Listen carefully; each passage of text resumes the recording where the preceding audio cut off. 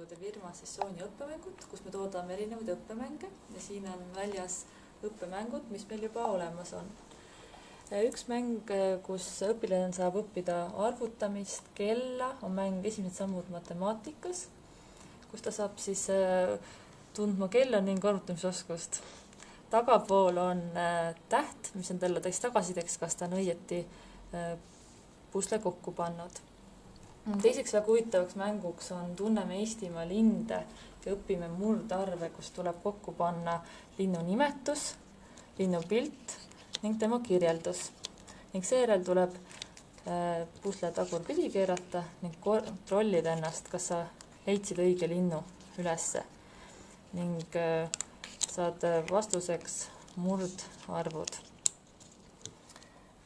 Kella teema jaoks oleme välja mõelnud vahvad liblikad, kus laps saab ise kella õppida ning kokku pannes siis kella mudeli, kella aja ning sõnalise poole ning samuti see teistpidi keerates saab ta vastuseks kuu nimetuse, mitu päeva on seal kuus ning samuti rahvakalendri tähtpäevad, mis tähtsad sellel päeval toimub.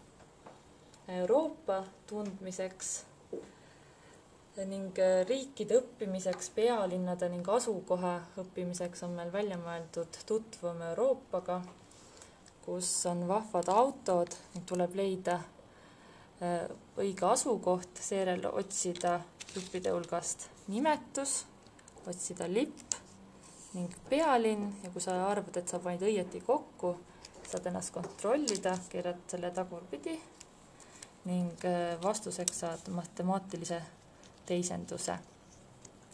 Kokku meil 36 Euroopa riiki siin, nii et laps saab päris head teadmised, kui ta selle mänguga saab hakkama.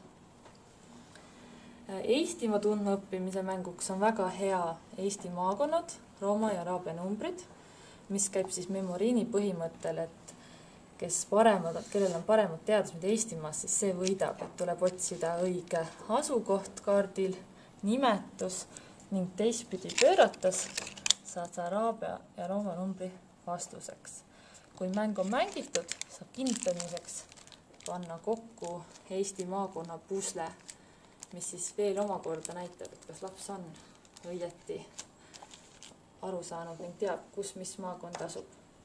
Meie uueks mänguks on laste kirjanikud ja nende teosed, kus laps saab kokku panna siis raamatu nimetuse, otsib hulgast autori ning pöördel on matemaatiline arvutus, mis siis treenib peast arvutamist. Aitäh!